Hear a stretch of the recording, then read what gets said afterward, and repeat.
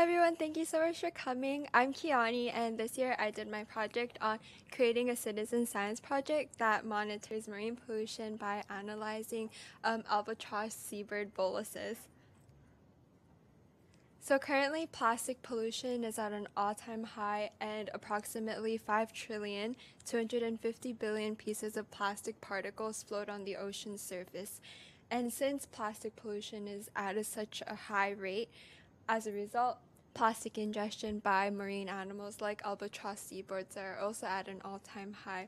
And when these seabirds ingest a lot of plastic, it causes a lot of physical detriments on them, like starvation, dehydration, low fat, and loss of ovulation. So it's just a lot of detriments on them. So it's really important to monitor marine pollution so we can save these albatross lives. So currently, one way that scientists are bringing more awareness to how much plastic pollution is in the ocean is through something called citizen science projects. And citizen science projects are essentially when the scientist reaches out to the general public to have these students help with collecting scientific data. And it's really beneficial for the scientists because they're able to conduct work that's very difficult for one scientist to do alone. And for these citizen science projects, the students analyze something called an albatross bolus, which is essentially what these birds throw up before they fledge to lighten themselves. And so this little pellet on the side of the bird is what an albatross bolus looks like. However, there are several concerns with current citizen science projects that do exist. So first being that the scientists deem their data as unreliable, mainly because they are collected by students, and there's a lot of room for error for these students when they collect the data. So oftentimes their efforts are left wasted and unused by scientists. So for my project, I decided to create my own citizen science protocol so that these students' efforts are being used and not their efforts are not being wasted. And essentially, I wanted to create my own form of data presentation and data collection, and lastly, see if their data can be comparable to actual data collected by scientists. So to accomplish my first goal to develop my own protocol for my citizen science project, I examined past studies to see what worked and what didn't work, as well as contacted past teachers who have done citizen science projects. And I also evaluated 14 different metrics that have been used in past citizen science projects to see what kind of metrics I can use in my study. And lastly, I had to create my protocol. So I evaluated the 14 different metrics by these 7 criteria on the bottom. So the amount of time it takes to collect the data, the materials needed, how accurate the metric is, the educational and scientific usefulness of the metric, the visual and emotional impact, and lastly, how many past studies use the metric. So essentially, the metric that I chose had to be simple so that all students can collect the metric. However, it had to be important for bringing more awareness to plastic pollution. So the metrics that I chose is the percentage of plastic and the identifiable objects in the bolus. So as you can tell, these are very simple but very important pieces of data. And as for creating my methodology, I made sure that the equipment that was needed was very accessible to all students, so that it's a very inclusive process. And I made sure that the wording and the order was clear so that any student that conducted my citizen science protocol knew what to do, and there was no ambiguity. So the second goal that I had was to create a form of data collection and data presentation. So I had to make sure that this platform that I created presented the data that was collected, as well as the pictures that these participants submitted. And I also wanted it to have a bolus dissection guide so that these students knew what they were looking at when they dissected the bolus, and the process was made easier. So when I created this platform, I created my own Google form and Google website. And I chose a Google form and Google website mainly because it was easily accessible, easily manageable, and it clearly presents the data.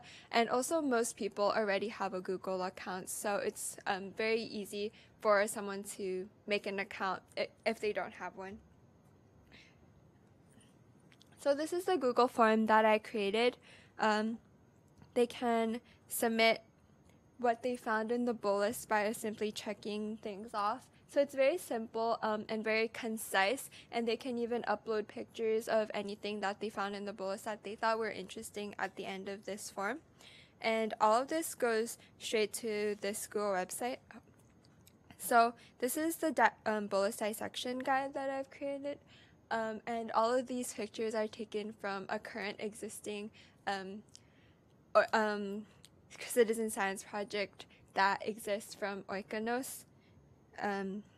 So for example, if they see something that looks like this in the bolus, they'll see that it's number 5, and they can click on number 5, and it'll take them to this site, and it'll tell them what exactly that they're looking at. So if in this case they're looking at squid eye lenses, and it'll give them a little bit of background information on what they're looking at.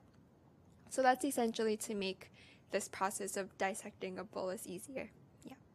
And lastly, they can even see the kind of data that has been submitted in the past, so they can compare their own data to other data to see that they're contributing to something greater. And then lastly, I wanted to see if the data that was collected by these participants is actually comparable to scientific data. So I had access to 35 different sets of data collected by past citizen science participants through my mentor who works at Oikonos. And by analyzing these data sets, I calculated the mean mass of plastic in the boluses, as well as saw what kind of plastics were frequent in these boluses. And I wanted to see the possible origins of the most common plastics in the bolus. And I also compared the citizen science data sets to past scientific projects that looked at the same Midway atoll and then the same species, so Laysan and black-footed albatrosses. So these are 4 different studies that I looked at that have been done in the past. So in 1966, a study taken showed that 74% of the boluses that they looked at contained plastics, and around 2 grams of plastic was in the boluses.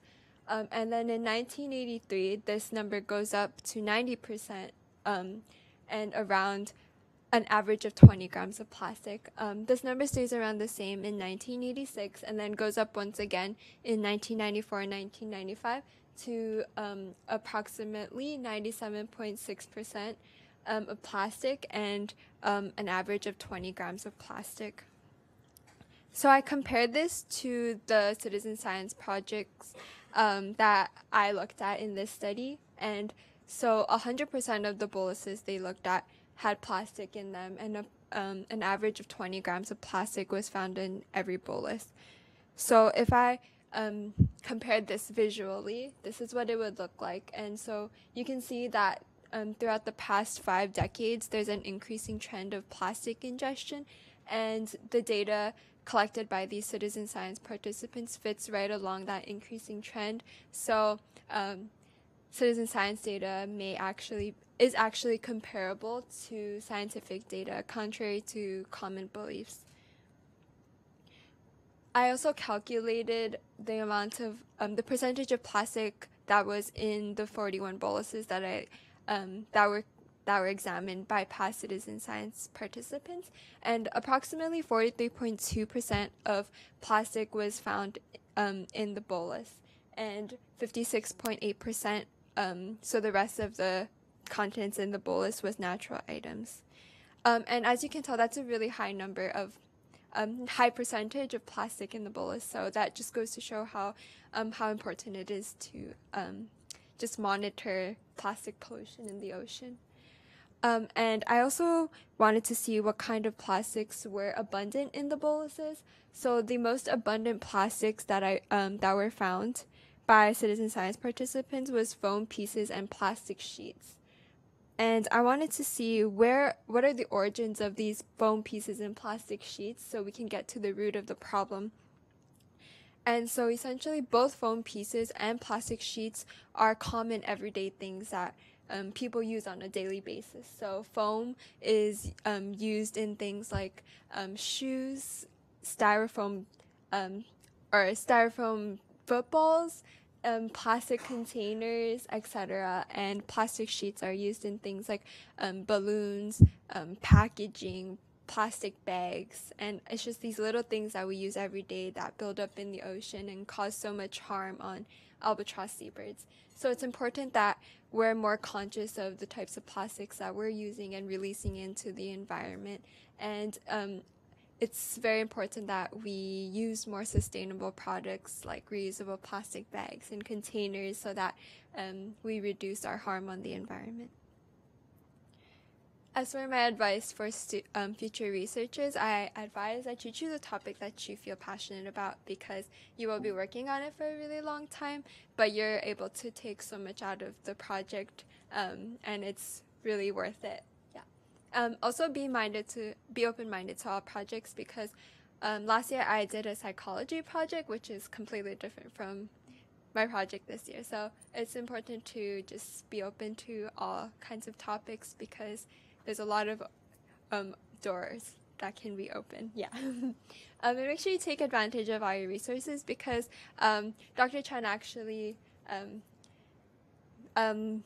was my opening to this project. And she referenced me to my mentors.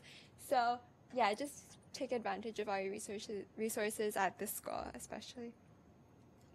I would also like to acknowledge Dr. Chan for being my mentor and my guidance throughout this year. Also my mentor, Dr. Hester, for providing the boluses as well as giving me insight on how I can improve throughout my journey. Ms. Nims for also providing me advice on how I can improve. Similarly, Dr. Heirenbach for providing me the boluses and for providing me the pictures that I used on my website. And then Mrs. Webb and Mrs. Meyer, who I interviewed to have more insight on my project. Thank you.